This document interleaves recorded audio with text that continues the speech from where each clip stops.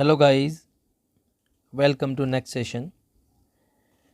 आज हम कुछ एक्सरसाइज और टेक्स्ट बुक के एक्सरसाइज के क्वेश्चंस देखेंगे जो हमने अभी तक पढ़ लिए हैं। Example 4.1, straight wire of mass 200 gram and length 1.5 metre carries a current of 2 ampere. It is suspended in mid-air by a uniform horizontal magnetic field B. What is the magnitude of the magnetic field? तो देखिए guys, हमको यहाँ पर magnetic field cross मतलब magnetic field का जो direction है वो इनवर्ड हमको डायरेक्शन दिया हुआ है वेक्टर बी। ओके, इसमें करंट जो है वो फ्लो हो रहा है इस डायरेक्शन में आई। तो बी और आई इट मीन्स करंट इस डायरेक्शन में फ्लो हो रहा है, तो इस पर लगने वाला मैग्नेटिक फोर्स उनके परपेंडिकुलर होगा, वो हो जाएगा एफ हो जाएगा।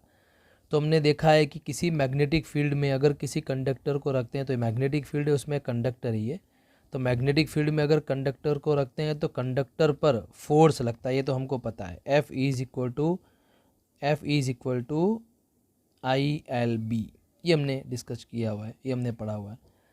कंडक्टर का लेंथ यहाँ पर दिया हुआ है, एल है यहाँ पर, ठीक है। तो देखिए, अगर वो मिड एयर के अंदर इक्विलिब्रियम कंडीशन में है तो उसके डाउनवर्ड डायरेक्शन में क्या लगेगा, एम जी लगेगा, ठीक है।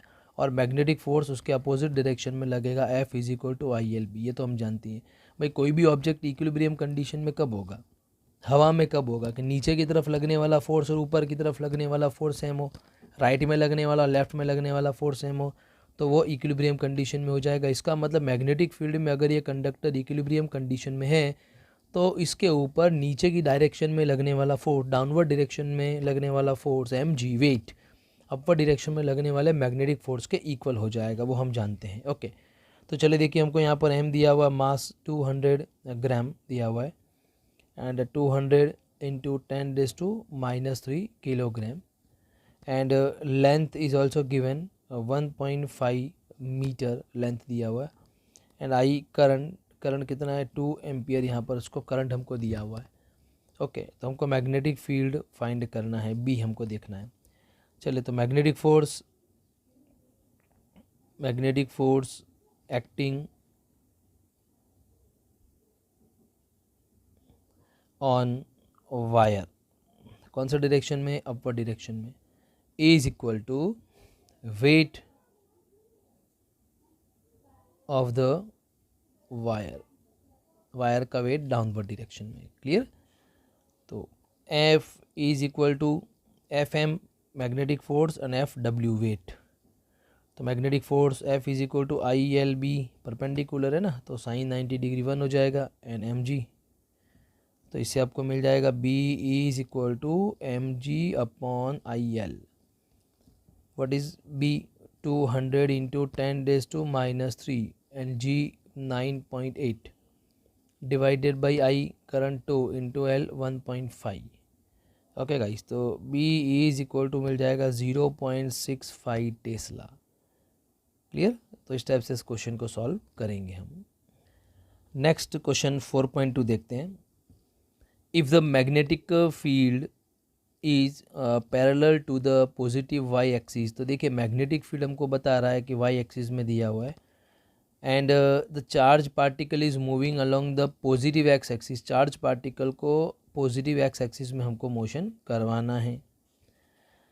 Which way would the Lorentz force be for a, an electron negative charge, a proton for positive charge.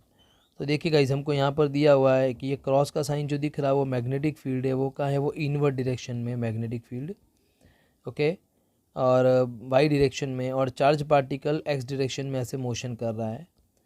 तो बी और चार्ज पार्टिकल का मोशन दोनों एक दूसरे के परपेंडिकुलर होगा, इसका मतलब उसके ऊपर तो फोर्स तो लगेगा ही। क्लियर? ओके, तो फोर्स कौन सी डायरेक्शन में लगे, कितना होगा, वो हमको यहाँ पर फाइंड करना है। चलिए, तो हम यहाँ पर लिख लेते हैं magnetic field is in Y axis, Y axis में मैग्नेटिक फील्ड तो हम लिख सकते हैं B J cap. Okay, and moving of charge particle is in V I cap, charge particle X में मोशन कर रहा है। Then magnetic force,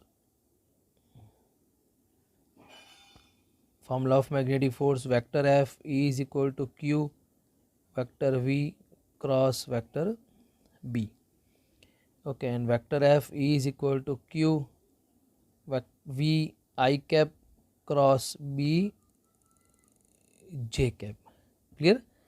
okay, and F magnetic for F M E is equal to Q V B I cap cross J cap. then magnetic force Fm is equal to QVB K cap. तो देखिए magnetic force कौन सा direction में लगेगा, के direction में for proton. Proton it means plus Q, Q is equal to plus Q के लिए। ओके, अब मैग्नेटिक फोर्स फॉर इलेक्ट्रॉन, तो मैग्नेटिक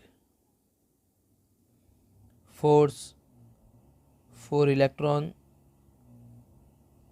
तो सेम वैसा ही F E is equal to minus Q V B I cap cross J cap. ठीक है, वो तो वही रहेगा। मैग्नेटिक फील्ड जे कैप है और मूविंग चार्ज किस में, आई कैप है। क्लियर? तो चार्ज ये माइनस लगा है, मतलब माइनस का हो गया। इसका मतलब F E is equal to minus Q V B K cap.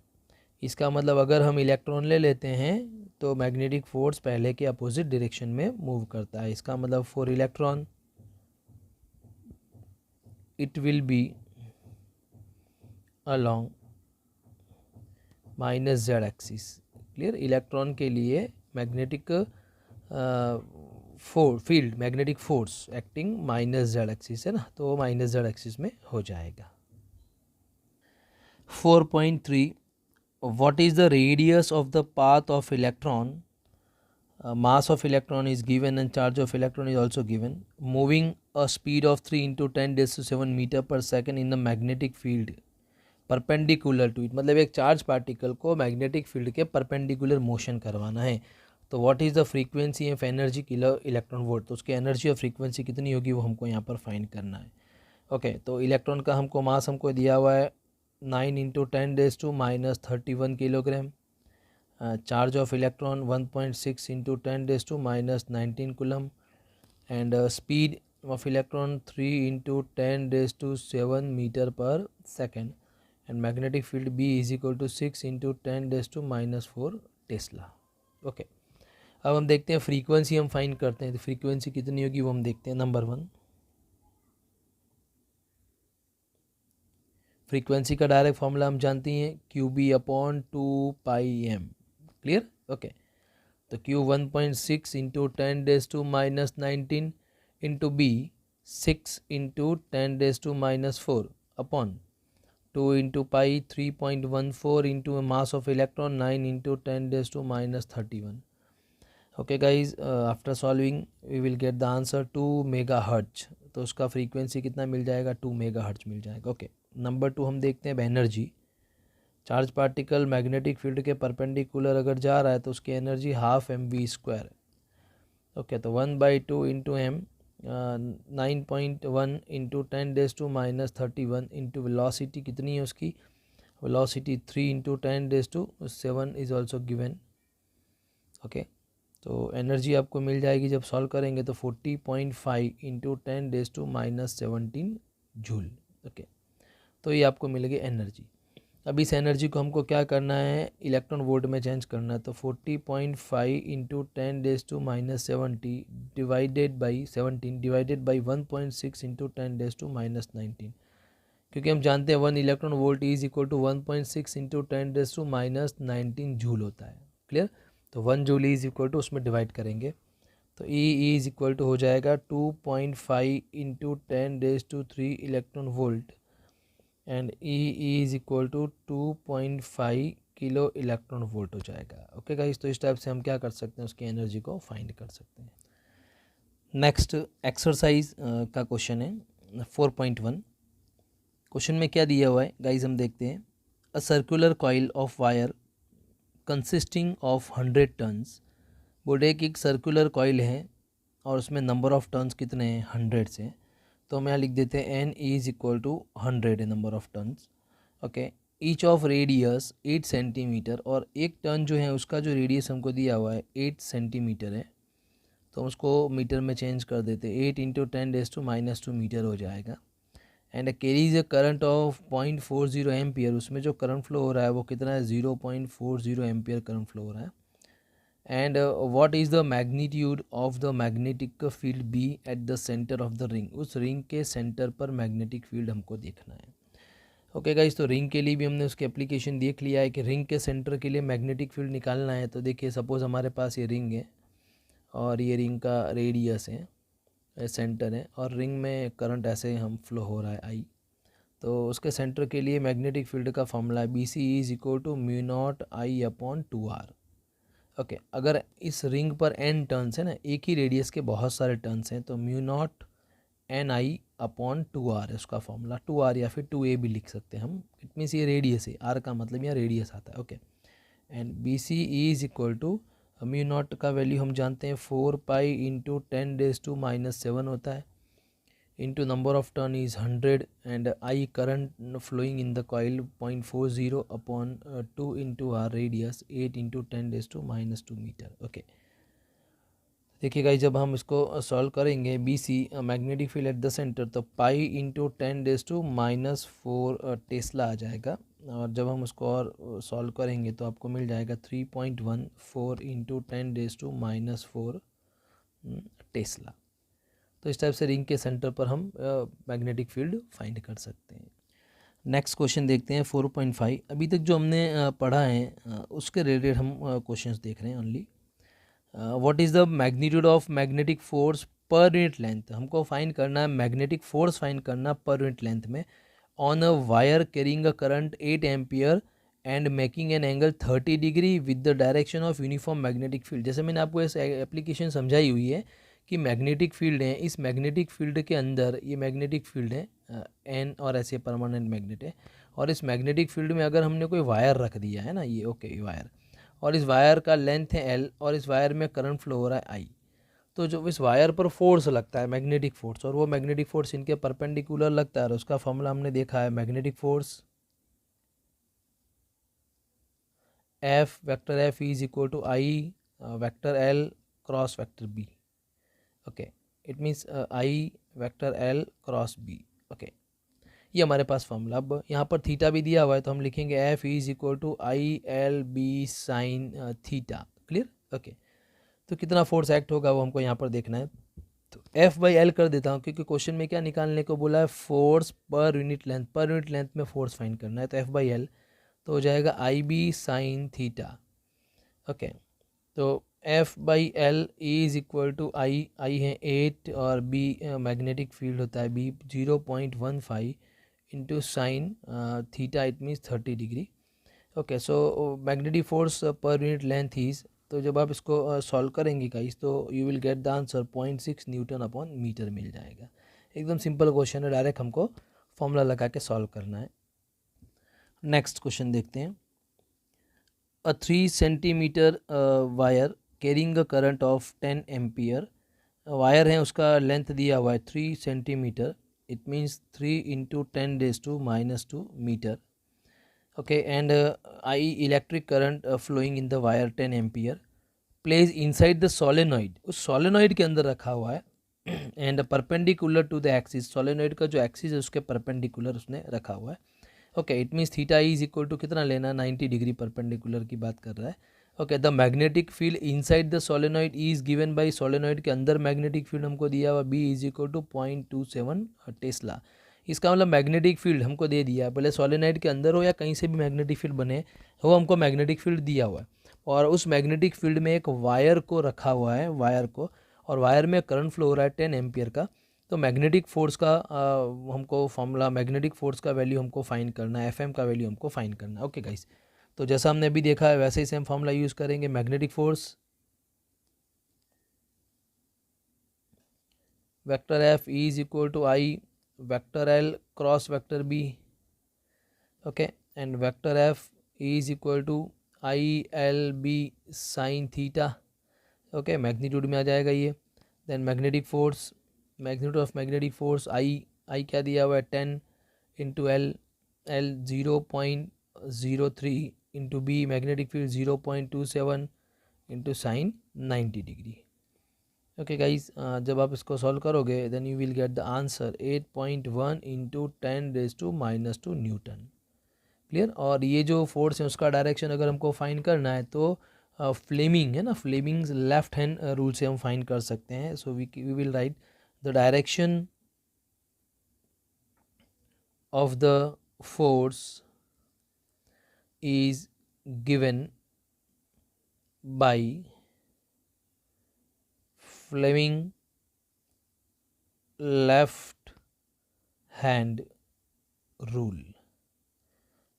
Okay. Next question 4.11. In a chamber, a uniform magnetic field of 6.5 G, G मतलब गॉस, और 1 गॉस का वैल्यू कितना होता है 10⁻⁴ Tesla. It means magnetic field B is equal to 6.5 G.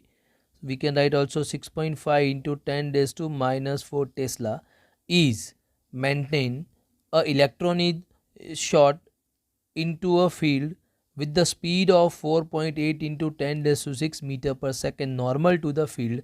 इस field के अंदर एक इलेक्ट्रॉन को मूव करवाना है. नॉर्मल मतलब परपेंडिकुलर, मैग्नेटिक फील्ड के परपेंडिकुलर इलेक्ट्रॉन को मोशन करवाना है 4.8 इंटू 10⁶ मीटर पर सेकेंड की स्पीड से. Okay. Explain why the path of the electron is circle and determine the radius of the circle, circular orbit and E और M का value हमको दिया हुआ है.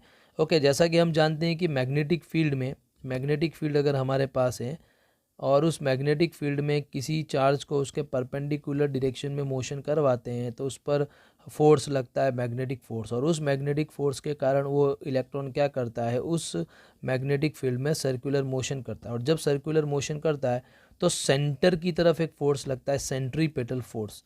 वो सेंट्रीपिटल फोर्स इस मैग्नेटिक फील्ड को क्या करेगा, बैलेंस करेगा. क्लियर. ओके. ये एप्लीकेशन हमने पढ़ ली है तो हम यहाँ पर लिख लेते हैं magnetic force on the electron is equal to centripetal force. Okay. तो हमारे पास Fm is equal to Fc centripetal force. Fm is equal to QVB sin theta is equal to centripetal mv square by r जानते हैं हम यहाँ पर. Okay. V और v cancel हो जाएगा. Q B sine 90 degree is equal to m v by r. Okay. और sine 90 का वैल्यू हो जाएगा 1. तो r is equal to m v upon q B. Okay. M means 9.1 into 10⁻31 into v velocity 4.8 into 10⁶ divided by q. और q charge है 1.6 into 10⁻19 into B magnetic field 6.5 into 10⁻⁴. Okay. Radius R is equal to मिल जाएगा 4.2 into 10⁻² metre. It means R is equal to 4.2 centimetre. Okay. तो इस type से हम circular orbit का radius find कर सकते हैं. Next question 4.12. In exercise 4.11, obtain the frequency of revolution of the electron in its circular orbit. Does the answer depend on the speed of the electron? मतलब बोल रहा है कि हमको फ्रीक्वेंसी फाइंड करनी है और क्या फ्रीक्वेंसी उस पार्टिकल के स्पीड पर डिपेंड करेगी या नहीं करेगी. तो लास्ट क्वेश्चन में हमको जो वैल्यू दिए हुए हैं, इलेक्ट्रॉन का वैल्यू दिया 1.6 into 10⁻⁻19 coulomb and B is also given 6.5 into 10⁻⁴ Tesla, and a mass of electron we know that very well 9.1 into 10⁻31 kilogram.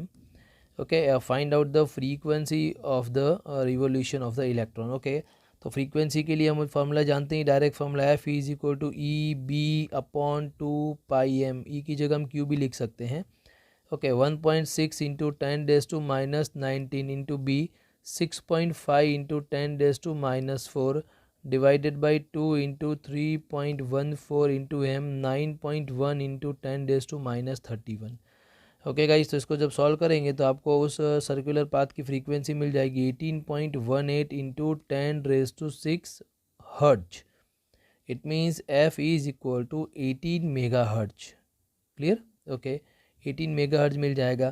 तो क्या बोल रहा है, फ्रीक्वेंसी डिपेंड करती? No, the frequency F does not depend on the speed v of the electron.